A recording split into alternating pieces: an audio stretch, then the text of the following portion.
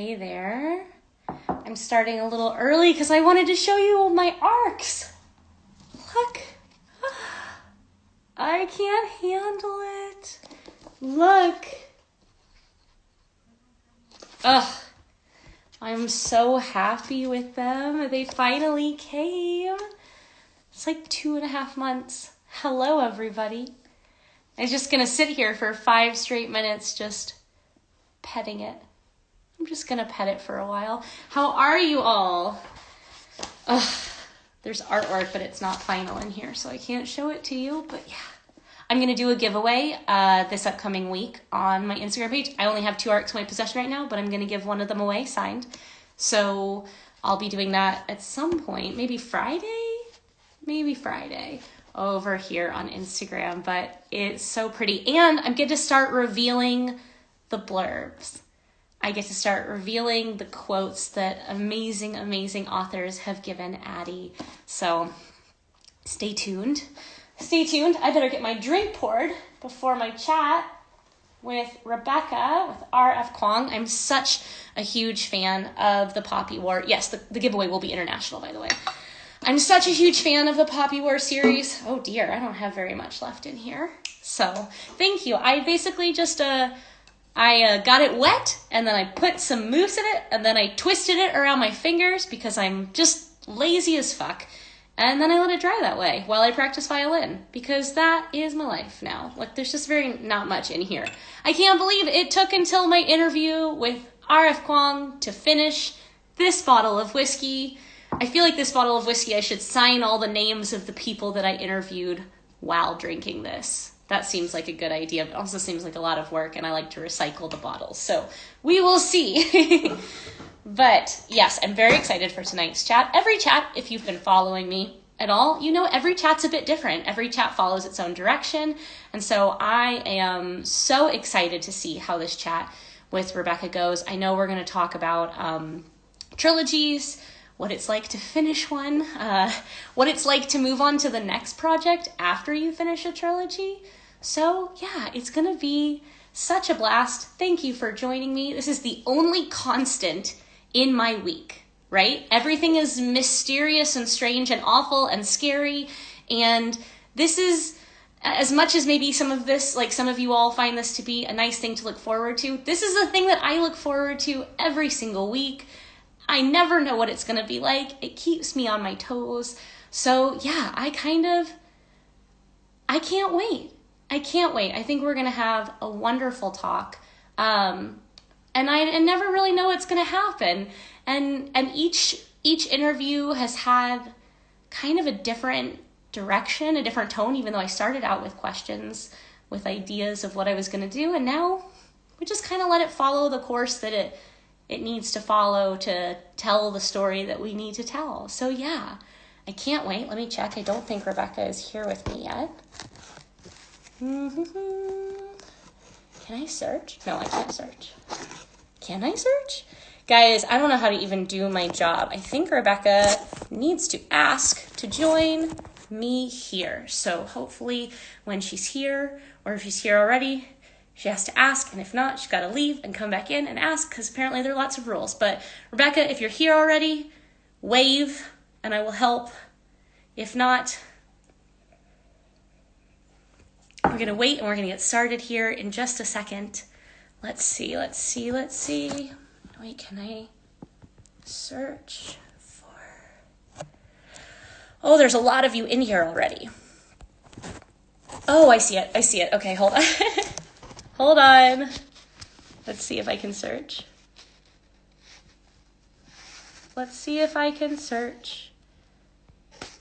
Nope, not here yet, because she's on time and I'm just early.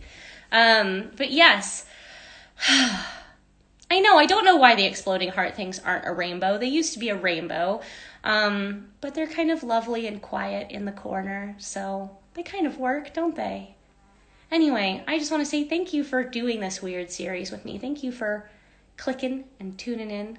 I hope you're all well and staying safe and careful and looking after each other wherever you are. I'm here in France and things are pretty calm. Everyone's very cautious. I don't leave the house, which probably helps.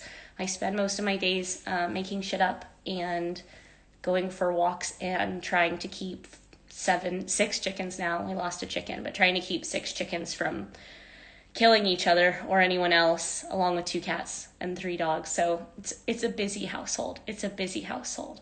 All right, we're just waiting on our wonderful author guest for the night, RF Kuang, who should be here any second.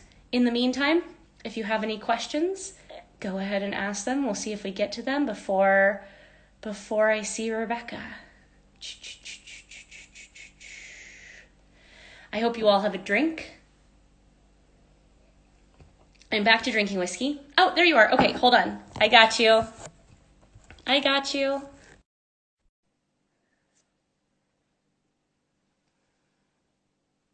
It says waiting.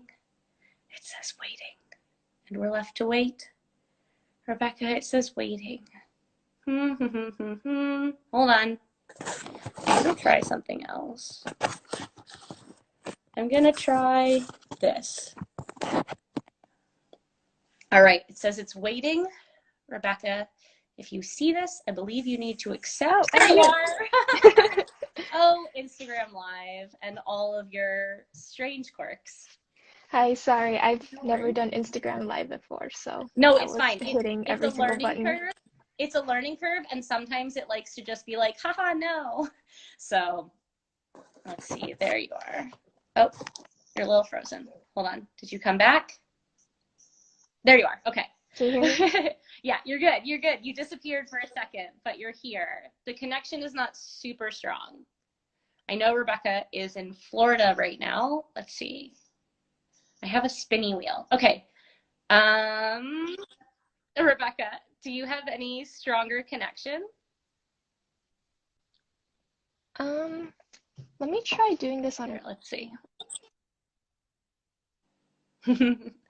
This is how you know we're like a proper just friends and authors hanging out, is that everything is like unprofessional. Hey, there you are. Is this better? Yes, this is way better. Okay, great. Way better. Great. Yeah, How no, are at you? the beginning, I'm good. I was so stressed out for a couple seconds because you were like waiting for Rebecca. I wonder when she'll show up. And I was like, I'm here. I don't know how to join. I know. It's super stressful. It's like, it's supposed to prompt when you first come in. And then if it doesn't, you sometimes have to exit. Doesn't matter. You're here now. I'm here That's now. all that matters. You're in Florida, yes? Yes. Are you staying Things are safe? great here. Are you safe? Yeah, so our household is actually pretty safe, even though the state is doing very badly. Yeah. Because fortunately we can all work from home. Like obviously I've been paid in advance for the next book, so I don't like really have to worry about grocery money. So we just stay in the house, we go to the lake, we try not to get eaten by gators, and that's my entire life until next year. Oh dear. Well, I'm glad that you're staying safe. I'm glad that that is one of the beauties of writing, is that while psychologically it can be difficult to do under unusual times, like there is no technical reason why we can't do it. Yeah, well, Yeah. if only that were Only emotional. Only Are you psychological. So are you in France? Yeah, so I normally live in Scotland. But I came to France the day of the lockdown here, so I wanted to be with family because my family lives in France. And so I got here, and that was like 4 months ago. Still here. I'm still here. That was not anticipated at all. So I'm adjusting every day to being a 33-year-old living with my parents for for a long time. But it's great. It's great. My parents have the house where I actually film all these is also the house where I work. And it's like the house next door that my parents bought for like an Airbnb several years ago. And now I was like, okay, yeah, I'm going to use that place so that I don't murder everybody and bury you in the backyard. Yeah, we've had to install like sound barriers and like curtains all over the house to give us more of a semblance of privacy. I get it. Look, I'm so excited to talk to you. I'm excited to talk to you about series, about finishing trilogies, especially about what it's like to move on from a trilogy, because it's a super fraught, weird, liberating, daunting experience. But before we get into all of the process, and I know people are so excited that you're here, like I have been hearing from them all week how Oh. over the moon they are to hear you chat. So just to give like kind of an intro, can you give us your origin story? Like, how did you get from, child Rebecca to slightly older, not terribly older, but like fully published, like incredible author Rebecca? Yeah, and I want to hear more about your origin story too, because I think we are both unique in that we published our first books when we were quite young. Yeah. So that's another thing we should talk about, like what's it Yeah. like growing your Age. career when you start when you're in college. Yeah. Um, but yeah, so I did not think I was going to be a writer. I read a lot of sci-fi and fantasy and wrote awful fan fiction, of course. Yeah, That as you was do. really just like a self-insert for all the problems in my life. But then I went to college, majored in econ because my parents wanted me to get a job that could make money. And Yeah. then halfway through had like an identity crisis. And I was like, I don't know what I'm doing with my degree. I just know that I'm really bad at econ. So I took a gap year and went to Beijing actually to Mhm. teach debate to Chinese high school students and just Oh like wow. figure myself out. And then it was so weird because for the first time in like my entire life that I could remember, I did not have homework after 5. So I was like, I mean, I need to do something to fill this stretch of time. Like, I should learn a Yeah. skill or complete a project. So I was like, I'm gonna learn to code, Okay. because those are very marketable skills. And then I did that for 2 days, and then I was like, coding is very difficult. Yeah. Writing a novel sounds easy in comparison. In And then retrospect, easier, harder, different? I I still think it's easier because like numbers and logic don't make sense to me. Yeah. But actually, like this is one of the few cases where the technology precedes like the creative process because Yeah. on like I think Code Academy, I saw this ad for Scrivener, and then the gears started turning, and I was like, oh, I should download this and try it out. And then Scrivener was like, it's so easy to write a novel, and it actually is in fact the best thing I have ever Oh yeah. used. Scrivener, Like for it's anyone mind watching, blowing. is essentially like I grew up on Word and I was a dedicated Word user, but the problem with Word is it crashes. And also, I don't know about you, but I'm the kind of thinker that needs like 38 open Word documents to like click between them as I think through a problem. And Scrivener essentially takes all of those open documents and creates a visual table of contents so that you can click between, and it auto saves every like 5 seconds. Yeah, So it that's is super nice. good. I don't use, do you use all of the fancy, like the mood boards and things? Okay, so I don't think I'm smart enough to like know. Like I think I use like 10% of Same, Scrivener's functionality. But like same. that's all I need because I don't like write linearly or chronologically, so I need to be able to jump in between scenes a lot and Yeah, also it helps me like figure out the connection between scenes yeah. and like that's a lot easier than opening a bunch of Word docs and like not knowing what order everything goes in. Like when I'm trying to pitch, like Scrivener should really pay me Yeah, oh, for how many definitely. people I have sold on Scrivener, but when I'm trying to pitch it, I'm like Word lets you think and write in 1D, but Scrivener lets you conceive of the manuscript in 3D. So it's amazing. I think that's a great way to put it, but also, and I'm going to have to like, I should be making notes so that I think to come back to this, but like, we both have to talk about the fact that we both write out of order and alinear, Yeah. because I think that's something that Scrivener really helps with is like, I'm somebody who Addie LaRue was in like 350 pieces, like fraction scenes that I stitched together to form the narrative with multiple timelines, and like you have multiple points of view happen, like, or not, do you actually have multiple points of view? Is it just Rin? Sometimes I include other points of view as like a Okay. cheat, Okay, I but was it's gonna say, mostly written. I'm obviously reading The Burning God right now, but I couldn't remember if you actually, like, if it was back in Poppy War that there was like an interstitial, or if I just like you did Yeah, everybody I so do it as vividly. like act openers, but Yeah. I've not figured out how to do it consistently. And my editors were like, why don't you try 4 different POVs for the Oxford book? And I was like, Oh God. because I'm not that good at writing yet. Well, but I know. Well, we're gonna get around to your writing because it's no secret how much I love it. I think The Burning God is wonderful so far. I'm like halfway through. It comes out this fall, right? September or November, November? like a November. I week couldn't after the remember which election. side of me it was on. But I normally, and we're gonna. I skipped ahead. We're gonna come back to your origin story. I just wanted to say I normally love debut novels, but I can tell that they're debut novels. Like there's usually a level of like almost discovery. And I think that probably like your past with fan fiction prevented me from seeing that. But also, it's just Poppy War is one of the best debut novels I've ever read. It does not feel like a debut novel. That's So really kind of you. I can't Although wait I to do do want to it. talk about what it's like to grow in your career and look back at your first book and be like, Oh yeah. that shit was bad. But here's the thing, right? This is the paradox is like you want every book to be better than the last, but you want every book to be good. So you have to Yeah. find a way to be proud of every book while also making your first book your worst book and every book since then better. It's a really like it's kind of a head fuck. And I mean, it took me a decade to be able to like come back around to my first book and be like, okay, I see what I was doing, even though 30-year-old me would do it differently from 20-year-old me. But we're skipping ahead because we have so much to cover. Come back to this origin story. So you took your gap year, you were teaching debate, you got Scrivener. Yeah, it's like the most chaotic, like unintentional path to becoming an author ever.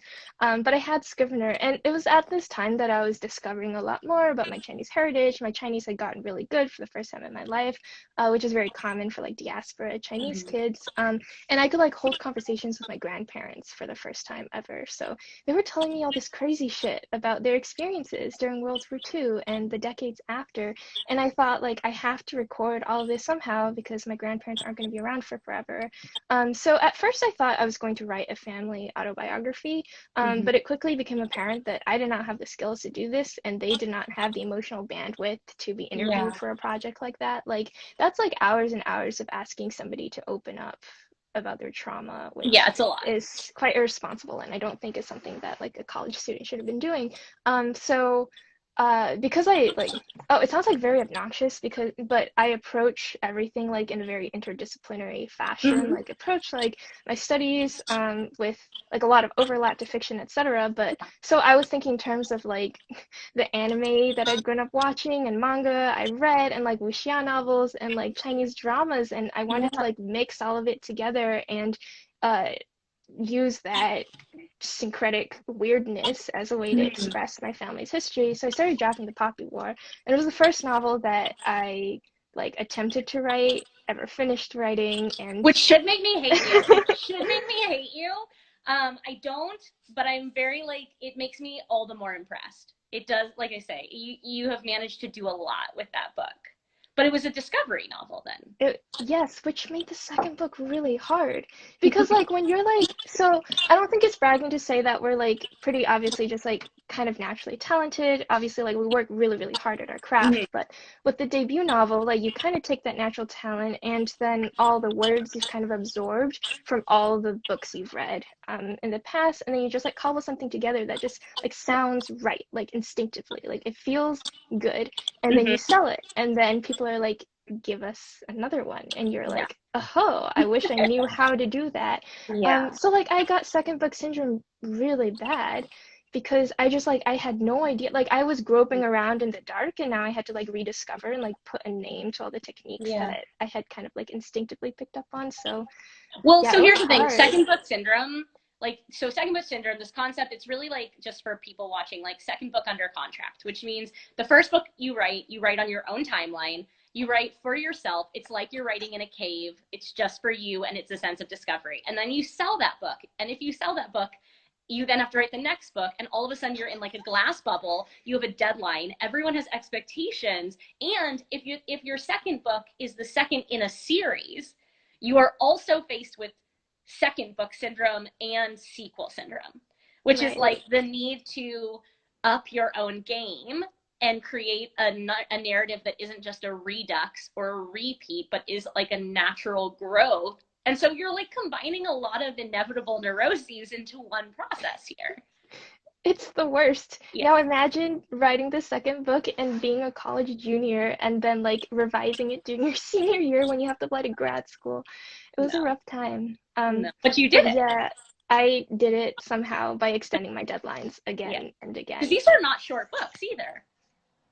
Yeah. They're like 600 pages. I'm like getting like the 1,000 yard stare of the trauma I know. of I those can see. years. I'm not asking you to relive this particular trauma, but I kind of am because it's very recent for you in the grand scheme of things. If Poppy War was that 2018? Yes. Okay. So like and Yeah. as somebody who's written trilogies but has like a slightly more distance from my most recent trilogy, it is like one of the most cumbersome emotional journey. So I have to know, because we have like some similar alinear processes, I also want to know if you combat that with a sense of out, like, did you plan at all? Okay, so it's weird, and I wonder what your process for trilogies Mm. is like, because I have like I feel like I can see the general shape of things. So when I started like the popular trilogy, I like had a very clear idea of how it ended and like kind of like where everybody was emotionally, Yeah. especially in the third act of the third book. But I Yeah. just like had no idea what happened in between. So I also like write argumentatively. So like I write Mhm. books to prove a point about like Yeah. historical things that I want to explain, which like makes it easier to decide like which plot lines fit and which plot Mhm. lines don't. But like that's like all I know when I go into a book. And then it's just like a constant discovery process of like I think the one thing that saves me is that I am like a devotee of the three-act structure, like three-act structure across a trilogy, but across a book. Yeah. So like I vaguely know that like there has to be a switch point between acts, and each act has to like rise up to a Yeah. climax, and the climax have to start getting higher and higher until the third act climax. So like with that like geometric structure in mind, I'll Mhm. like just like think of exciting shit that I want to Yeah. put in each There's a act. lot of exciting shit. I mean, there is a lot, but it's interesting because, and like, it's you've like, you spoke of interdisciplinary as if it was kind of a haughty element, but really your interdisciplinary and intersectional thought processes, the way you approach these narratives, is what makes them so compelling and holistic, because you're not approaching a story from one aspect, right? Like, you have an immense holistic understanding of the kind of narrative that you're telling, because, as you said, you pick your arguments. You pick Yeah. your, and that, I guess, in fiction would translate kind of to the theme or the motif or the emotional arc. So Yeah, and it's like what do you tricky to know? like What do you know and what do you discover is, I guess, where that question's going. so I know like the didactic stuff, like without spoiling the Burning God, Yeah, like don't what spoil it. so like the argument of the trilogy is like what alternative futures could we imagine for 20th century China given like the trajectory of this one tragic dictator.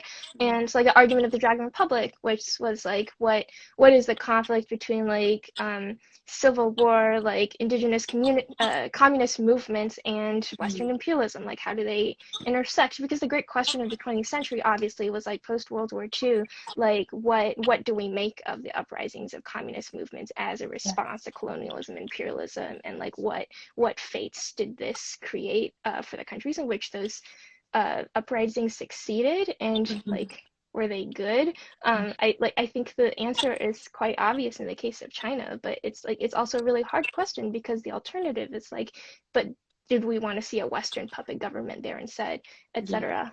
So that's all I know, and like I Really? don't know the characters or their I was going to ask personalities. about these characters. I was going to ask at what point the characters come into it, because you've got characters like, I'm probably going to pronounce them wrong, by the way, because I read it instead of listening to it. But like, you have Rin and you have, is it Kite? Kitai. Kitai. And like, you have Yin, and you have all of these amazing, really, really flawed characters, and flaws are so important because they're what make a character feel like a person instead make a character feel like a person instead of a cutout. And so I'm surprised to hear that the characters aren't one of the first elements. It sounds like the characters become the conduits for your theme. Yeah, well, so it's easy to make really flawed characters when you're writing from history because history is just like chock full of people who make really complicated decisions. Yeah. And I think like my favorite like realization studying history as an undergrad is that like there are no heroes, right? Like everybody, like there are some people that we would like to remember as heroes, but like even Lincoln was a racist. Like he was Yeah. really, really racist. So just like that instinctive knowledge that even as they have agendas that they truly believe are going to help a lot of people. Like people are flawed, they make selfish decisions, they make like ill-informed decisions. And it's really, really hard when history has Yeah. its eye on you, Yeah. and you don't know how things are going to pan out. So I think I like accidentally make complicated characters when writing about complicated history. Of course. Um, but I want to ask about like how your drafts take shape because I Yeah. think we both have like very chaotic processes. No Yeah. outline, no planning, or like Well, no detailed outline. so I'm the same as you in that I write a linear and out of order, but I'm able to do it because I'm the opposite of you in that I plan religiously. So I outline in order, I figure out like the bones of the narrative, and then I put on all of the muscle and sinew and flesh out of order. So I'm like, I build my skeleton, and then from there, I think I want to work on the knee. But I have But the what goes skeleton. into the skeleton? I always know the ending, always before I start. I know the beginning, and I probably know 5 to 6 crucial moments, like cruxes or scenes or moments that just feel fully formed in my mind. And sometimes it's a thing of setting, sometimes it's a thing of conflict, just something that speaks to me in some way. And from there, I start trying to like build twists, and then I start beating myself over the head because twists are the hardest thing to build in from the beginning. They're a thing which you discover as Yeah. you're assembling your Frankenstein, and it doesn't ever stop me from trying to figure it out in advance. I'm basically 20 books in, and I still am convinced that I can like make Frankenstein, like, but to my exact specifications, like I'm convinced like it's a monster every time, and I'm still convinced that I can find a way. But I learned the hard way because I used to continue the corpse metaphor. I used to be obsessed with putting the makeup on first. I wanted the sentences to be beautiful. I wanted like Oh the my God, my first aesthetics. draft sentences are so bad. Like they're not even Ugh. sentences. I Here's my problem though. If I'm not in love with something about the writing itself, I can't continue. I become disgusted by the thing and then break it. I just think it's terrible. But I used to be obsessed with sentences first, and then I had to rewrite my entire near which I had to rewrite from scratch, and I lost every one of those beautiful sentences. And then it was like, well, let's not put makeup on a corpse that doesn't have bones, like we need the bones. But I want to come back. Wait, this is my interview show, not your interview show. You don't get to turn the tables like that. So I want to come back because I want to know your characters consistently are faced with not just hard decisions, but a difference between bad and worse. There's really like often no clear cut good idea.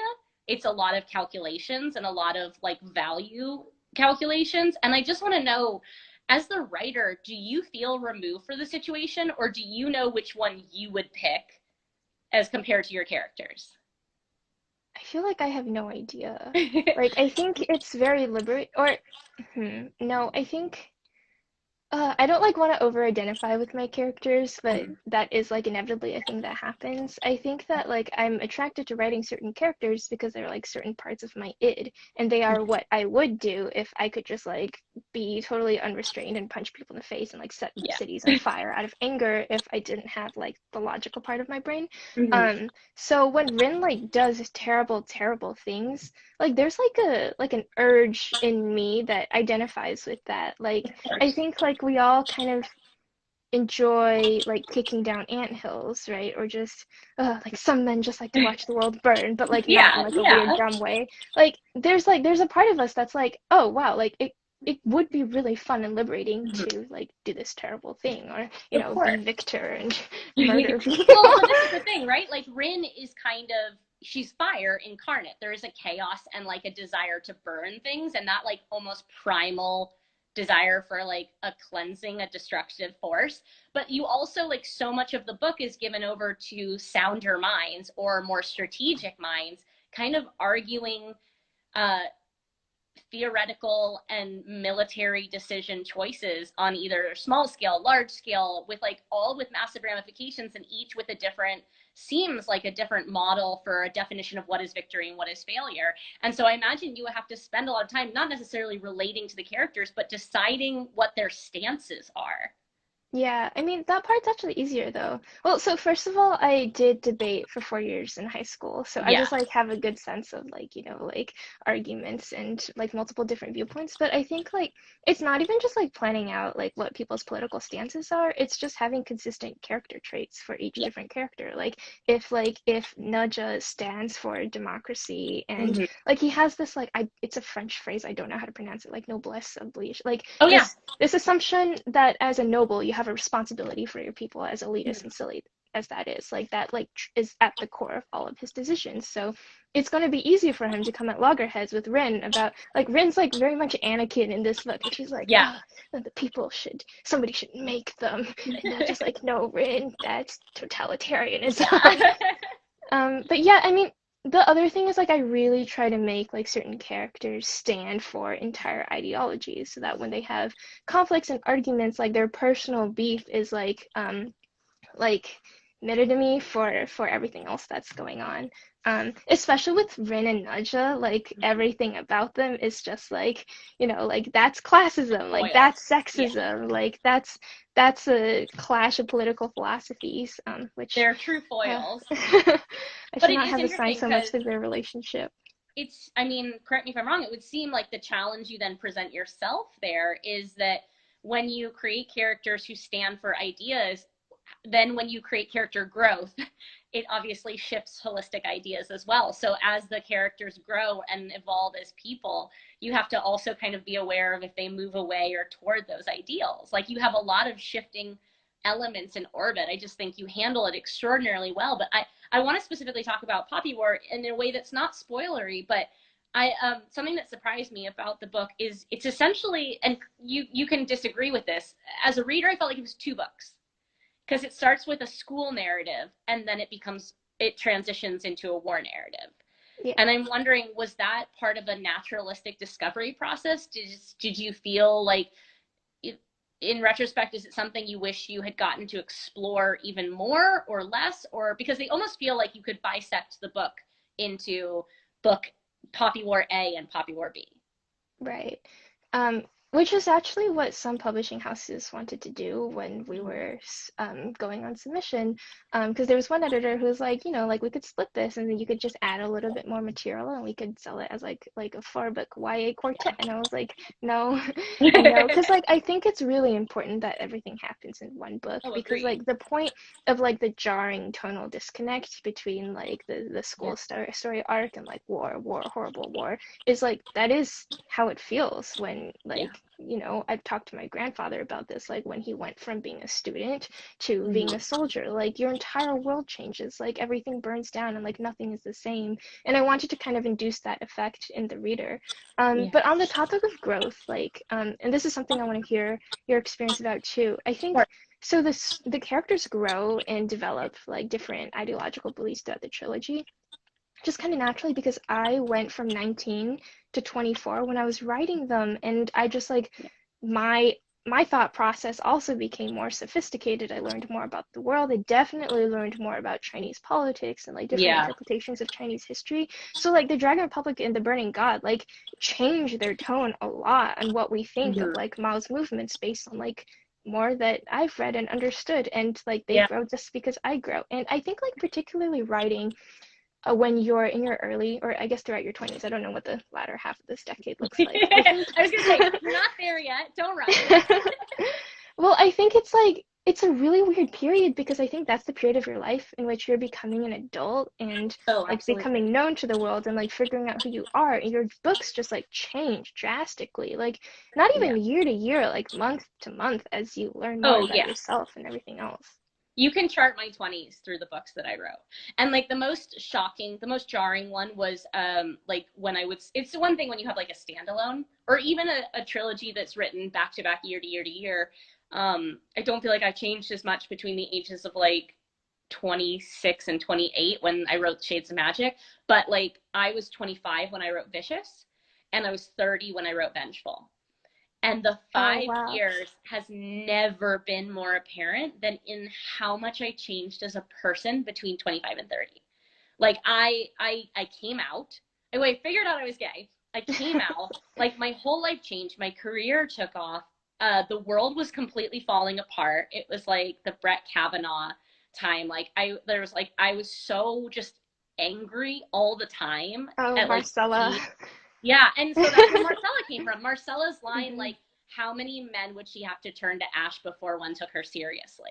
Was like, it's basically, I was like, I'm going to write an incarnation of microaggressions, right? Like, it was like my moment where I was like, I'm going to write, and also, to be honest, like, it was a product of my aging, but also a product of reactions to Lila Bard in Shades of Magic, which is at the time I Oh, wrote Shades of interesting. Magic, I wrote Lila as who I wanted to be. And I was still figuring out my gender and I was still figuring out my sexuality. And I'm somebody who's not terribly feminine and not really attached to my gender in that way. And so I wrote Lila as a hero for myself.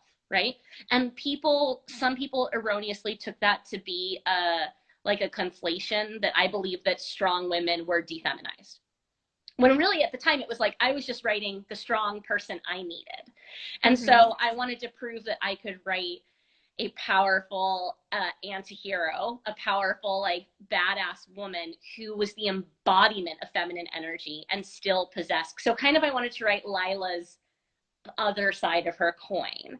And so a lot of it was a reaction to being told like that I was not valuing femininity at all when I was trying to create like a mirror for myself in a book. And then some of it was like the difference between 25 and 30 and just watching the world burning down and being very, very angry and feeling very helpless. So yeah, I think that age, it's this weird thing. And I talk about this sometimes on here and I talk about it elsewhere that like when we write a book, it becomes a static object, but we as creators are not static object. We as creators are continuing to grow.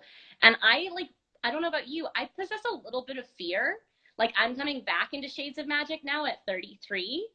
And like I wrote Darker Shade when I was 26, 27. And I'm scared that people won't like 33-year-old me's reintroduction to Shades of Magic the way that they liked 26-year-old me's take on Shades of Magic. Right. It's weird. Yeah, that's that is not something that I've had to struggle with Well, before, I was gonna say you're but still early, but you are. I do want to talk about the fact that like you now have finished Burning God and are moving into something and are working on something that is not in that world at all. And I want to yeah, talk well, I about was how gonna you found say on the flip side of what you just said, there's something super liberating about no that. longer being tied down to something you came up with when you were a fucking teenager. Like Yep. like that's the issue with 3 book deals, right? Like there were all these like little like what's it called? Like foreshadowing tidbits in the Yeah. Poppy War where I was like, this seems really cool. I think they're really onto something. And then I get to the 3rd book and like you're stuck with those characters. Yeah. You're stuck with those fucking characters. Yeah. You're stuck with the plot lines that you thought were going to be really profound. And you're stuck with promises you made with like no idea of how you're going to keep them. Like That's why you full plan. Okay, well, I know that now. This is also why you sign contracts for standalones. I Yeah. think I like standalones a lot better than trilogies for now. Is your But next book a standalone? so it's part of a 2 book deal, and I think like they want it to be like I think we're gonna talk after the book is done if a sequel makes sense. I think it's like very much a standalone, and I don't think a sequel like is necessary or would be good. But that's an issue to have with my agent and my That's editor later down the line. later. What matters right now is that it's your first departure from the world of Poppy War. Yeah, and I no longer have to like figure out how I'm going to keep this promise I made about like explaining the trifecta's backstories because I literally just came up with a prophecy that I thought sounded cool, and I was like, yeah, the trifecta, they were so tragic, they were so sad, and I had no idea like what their Yeah. story was. And then I was drafting book 3, and I was like, well, they're in this book, so I have to figure it out. And that You was can hard. figure it out. But you know what But you now I'm discovered? free. Did you just, I don't know if you discovered this at all. Maybe you didn't, and it was just really hard. Sometimes your brain, so the brain is an extraordinary thing. And like, even though I am a rigid planner, I would still find myself creating threads that I didn't realize were going to weave together later until they did. And then they would weave together, and I would look back and be like, oh my God, there were all these threads. And it's like I did it on purpose, but I didn't. Yeah. I, I think the brain also does something weird where you like set it on a question and then kind of let it chew unconsciously. And then like a plot problem that seemed like insurmountable like 2 weeks ago, even if you haven't even come back to it since, like suddenly it's like, oh, like ta-da, I have the answer. And I This is think the that burner. It's the 6 burner stove concept. It's you put it on low heat in the back of your mind, and your mind works. yeah, I like that. I like to think of it as just like so my one of my mentors in undergrad told us that if we were having trouble writing an essay or like a personal statement or anything, we should just open a Word document, type Mm-hmm. the title of whatever writing assignment that was, and then just like, like put it away and not think about it. And somehow just like having that open tab in Yeah. your mind like tricks you into working on it when Huh. I don't know, even I when you're never not like thought of consciously it that thinking about way. it.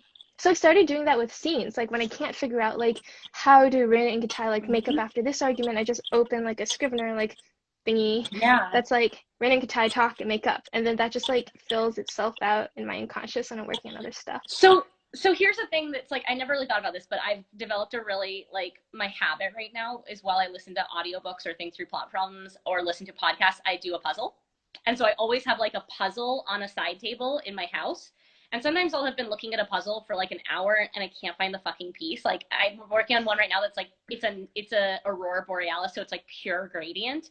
And like I can't find the fucking piece, right? I've been staring at this entire thing and then I walk away for like an hour. My eyes go do other things. They come back and I walk back in the room and the piece is like right fucking there. Like my eyes are Yeah. like, oh, I needed a reset. And I do feel like there's something to, I'll do that often. I mean, one of the reasons Addie LaRue took 10 years is because I walked away and like would let it sit for a year and I'd come back and I'd be like, oh, this is coming along nicely. I've figured out two more components, but I still don't have this one. So I would like put it back away. I'd come back 6 months later. It's like bread rising. I'm like a metaphor whore. I have such a problem. This is so far like corpses, puzzles, and bread, Frankenstein. but it and Frankenstein, but it works. And I think there's not enough credit that's given to sitting like letting your brain sit with ideas. You know, we become Yeah. very angsty about like transcribing those ideas, but I used to I went back to school like a couple times. Like I got my undergraduate degree, and then I would like took courses because I just liked taking classes while I was writing because I became a published author right after I graduated, and so I took classes, and I used to have this really long commute to the school, and I didn't have a whole lot of time in the day to actually write. My writing time was truly like 45 minutes at the end of the day, but I spent all day turning one scene over in my head, just like letting Right. it mull, thinking through like maybe a snippet of dialogue, maybe a moment. And then when I would get down to like sit down at the end of the day, it would just be ready. So, Yeah. Yeah, you like know, thinking and like realizing what feels right is, I've realized, a lot of work. And that's like valuable work that you should feel proud of at the end of the day, yeah. because I used to like really beat myself up for not making word count. And so when I was on my gap year drafting the Poppy War, I was hitting like 2K, 3K words a day, and I've never gotten back to that schedule since. Yeah. Like 1K per day is like, that's a good day for me, and I'm like satisfied and I feel like I'm on track. But like these days, I don't feel bad about that at all, because I'll like write like 800 words, but those 800 words are things that I've spent like all day researching ideas for. So I'm Yeah. like much prouder of what I've written instead of like just trying to force scenes. And Yeah. speaking of metaphors, because I love them too, I was talking to Alyssa Wong about like what the process is like the chaotic process of not forcing your way through a scene, like not just Yeah. like writing it technically or just getting the words out, but just like thinking about it until it feels right. I feel like this way of writing is like, instead of constructing a scene, you're like discovering a memory. And it's Oh, not a yeah. real memory that you've had, but a memory that your unconscious has created that feels right, given the chemistry of the Mm-hmm. characters and the drama of the story that they're in. And like, I can't put a name to that feeling, but like, I know when a scene is Yeah. correct and it has like that Oh, like you can feel it. storytelling oomph.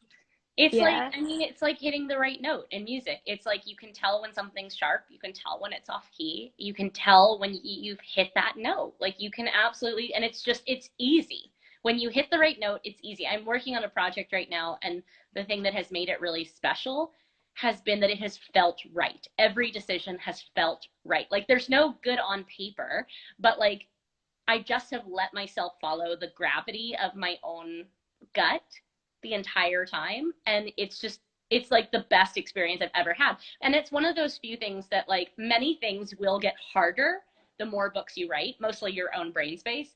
But one of the few things that you get to cultivate with every single book that you write and add to your catalog is that I used to call it a story monster, like the thing that lives inside you and knows when a story works and knows when it yeah, doesn't. It's like when you're watching a movie or reading a book and a scene has one too many beats and you're like this, it's like stutter stepping. Or when you watch a movie or a book and the scene is perfect and it gives you exactly what you want and you can't even define it. It's just like the story monster in you is like, yes, this is great, this is great. And I feel like yeah, everything that we create and everything that we consume informs that sensation. And like I always say that reading is the best education a writer can get. Like don't go to same. school for it unless you really want to. Like just I set myself a goal of reading 100 books a year and that became an education for me.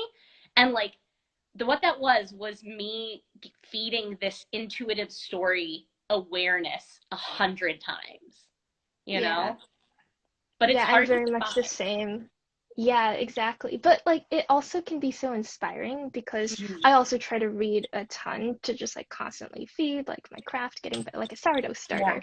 Yeah. Yeah. But every time I have writer's block, I'll just read like 100 pages of a book that I know is really good and just like something like the prose really clicking or like a Mhm. character interaction or like just like realizing what works in like opening or closing this scene and finding like a parallel to what I'm struggling with. Like that always does the trick. That always gives me an idea for at least a couple hundred more words that I can add. And the way that I've been cheating with this novel, because it is like kind of like a decolonial response to The Secret History, is every time I'm stuck on like what happens in Act 2 or 3, I'll just like read The Secret History. So I'm like reading it in parallel as I'm writing it because like I love that.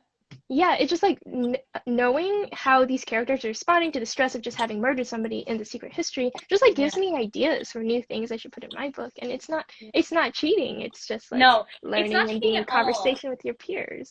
And I think it's interesting because for every author, it's their own challenge to find that thing which is going to recharge their energy, like that's going to ramp them up. Like I have friends who go and read something really shitty so they know they can do better. For me, I like will listen to a talk by Neil Gaiman. There's something about like listening to him talk about creativity that just amps me. Like I have never left a Neil Gaiman lecture or podcast feeling less inspired to go make something. But honestly, like sometimes it's a song. I like found a song the other day that for some reason spoke to the scene that I was writing, and like I had been really stuck, and I started playing the song on repeat in my AirPods, and like maybe 10 minutes into it repeating, like I was in. I just had found that door. I was like, oh, it was like for anyone wondering, it was Hosier's Arsonist Lullaby, and like Yes. just I just put it on repeat, and like everything just like all of the tumblers in my lock just like clicked open. So I think there's no one thing it has to be, as long as you find that thing that helps you almost get out of your own headspace and Yeah. get into. I think it's Donna Tartt that famously would write by hand, but every time she hit a blank, like whenever she turned the page and had a blank page, she would like scribble across the top of it, either like this is not good or this or just like a mark, just to make the paper not precious anymore. Like Yeah. just to Ooh, remind you, just like because yeah. I do my best writing on scrap paper because I don't give a shit, Hmm. you know? Yeah, wow, I totally the like the intimidation factor of just like a blank page. Oh, I it's should try doing terrible. that. Do you do It's that thing terrible. where do you do that thing where you listen to a song and kind of like construct a music video or a movie trailer of the scene or like even like the movie scene itself? Yeah. 'Cause like I'm so weirdly I'm visual. I'm not visual in the sense that like I can't see my characters' faces and I Mm-hmm. like don't see much detail, but I am visual and like I can see like colors clashing and just like like figures moving and I can put that to music and then when I'm like, yeah, this is something that seems like they would play on MTV, like I So can you said translate you that like into a like scene. you said you had a background of liking anime, right? Because I think that goes hand in hand, which is like people often Yeah. ask about how I write fight scenes. And it's not that even though like I have a combat background, it's not that I think like, oh, and their hand grabs their wrist at this point. It's that I think of the movement of the fight. And I think I get that from watching anime like religiously growing up. And I still watch it, but I used to watch it like religiously. And fight scenes in good anime are are a blur of color and movement and texture, and like it's about flow. And I Yeah. think that that's what I'm always trying to capture in my fight scenes is like what would this look like as an anime, because that's how I know how to process a fight scene. The other thing I love about anime as an example for how to approach fight scenes is that like every blow is dialogue. Yes. Like every turn of the battle represents like the clash of the characters' wills and like very often they're ideological different. Like in anime like fighting styles are Yeah. closely tied to like the characters' personalities and what they stand for. And like that's like a microcosm of the grander struggle that Yep. they're having. So yeah, This that's is also like how I approach my one of my key moments from an anime that like informs basically everything about that battle of wills is Cowboy Bebop, which was like a classic anime, and there's a fight scene in a church set to like a choral music, like a beautiful symphony like moment talking about these theme song moments. And Spike and Vicious, the two characters, Spike has a gun and Vicious has a sword, and their styles of fighting each other are so reflective of their personalities, their identities, and their energies if I recommend for anybody who like wants like a master class in 5 minutes, it's essentially a 5 minute music video of a battle. And it's just like these kinds of things, I think, are a reminder that art comes from everywhere and informs everything. Yeah. Yeah, So I because like have you don't want a realistic fight scene. At least like for the kind of like boring. fantasy novels we're writing, like those are over very quickly. Like somebody slips up, like somebody gets shot, like that's it. Like you want something that like artistically represents like what Yeah, like the broader thing that they're struggling about. But also, absolutely. I want to ask you before we run out of time, Yeah. what is it like to move on? Like, what is it like to start? Like, I'm really Oh my having God. trouble with this because I just Okay. spent 5 years with these characters. I know them like my flesh and blood. Like, I know their voices. Now I have to build something else and come up with like a new like core trio of characters, and it's hard, and they're like strangers, and it's So weird. I think it's hard. As you said, the initial wave is liberation, but there's a counterpoint to that, which is the thing that makes your new work exciting is also what makes it unfamiliar. And that unfamiliarity combines with a fear of not living up to your past work in some way or your past work's reception. Like the fact is, your first series, the first thing that you wrote, is an amazing series. And because of that, it's published and it's becoming consumed by lots of people who are going to have very strong feelings. And so I find whenever I move on, I carry with me a lot of fear that my next work won't be good enough. Like that, because like I think my phrase that I live with is her last book was better. Like that's my great fear in this world. Oh God, And yeah. instead, so what I try and do is remember that like my last book was different. So I'm somebody who combats all of those insecurities by making sure that the thing I move from and to are in different instruments. Like they need to feel different.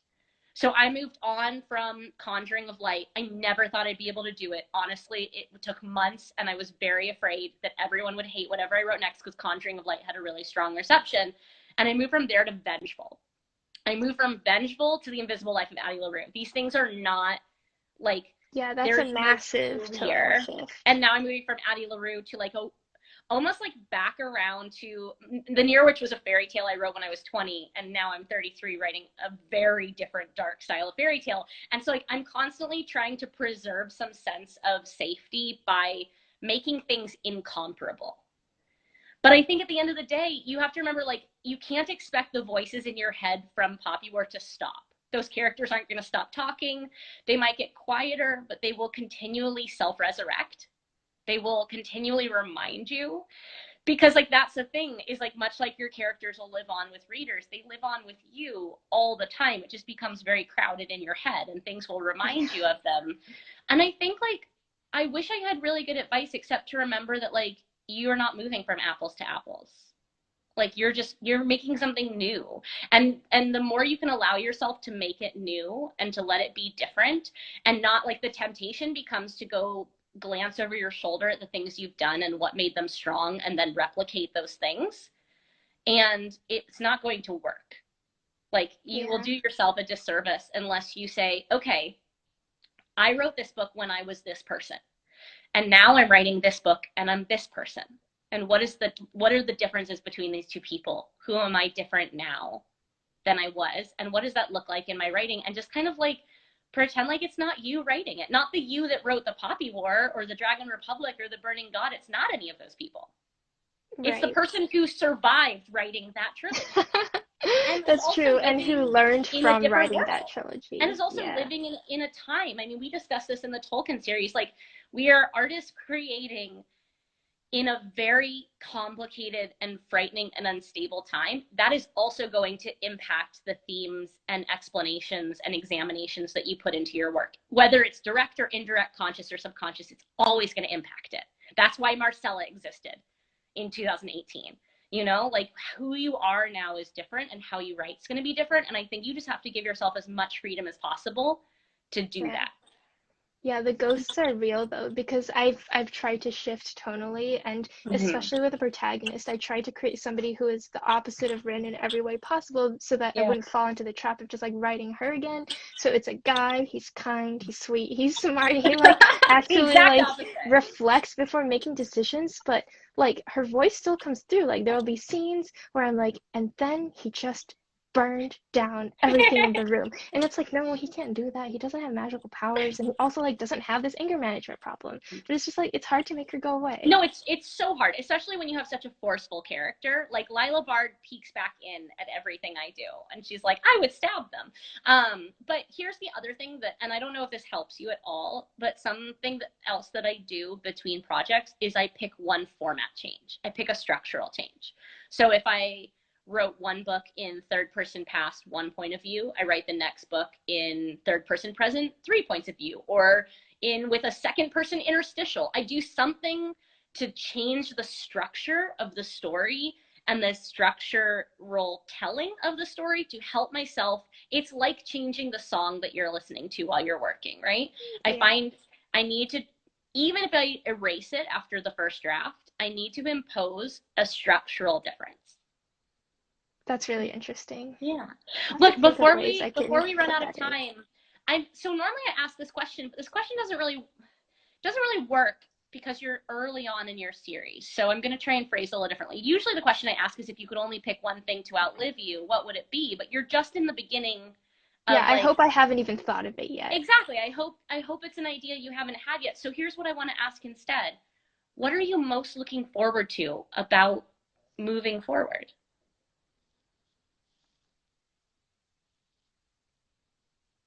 I think I'm just excited to write something really different than I have before. Like, there are a lot of genres that I want to dip my toes into. Like, yeah. I want to write contemporary literature. I want to write a YA at some point. Like, I just feel like this stage of your career is really exciting, as you probably know, because you're looking out at the future and you've got like new books under contract and you have no idea what they're going to be about, and like it's totally unconstrained and you could do anything, and you feel like you are slowly gaining the skills as you finish the other books under your belt to achieve those things. Like, I want to write something that has multiple POVs at some point in like a more consistent way, and I don't feel ready to do that yet. But I know that I'm going to learn how to do it, and I'm going to do it, and it's going to be good. Like, yeah, I feel the nice thing about finishing a trilogy in particular is that you just feel like fucking dauntless, right? You're like, that was really hard, and now I'm gonna do an even harder thing, and I don't know how I'm gonna do it yet, but I know I am going to do it. You live it this way. You are leveling up at such an extraordinarily fast rate. I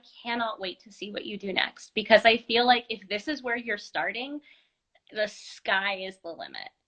I'm excited, but also like we got to stay humble, right? Like that's why we read so much all the time. Like we got to keep getting better. Well, this is the thing, right? There are two kinds of authors. There are two kinds. Well, I'll put it this way. I think there's one kind of author. There's two kinds of writers.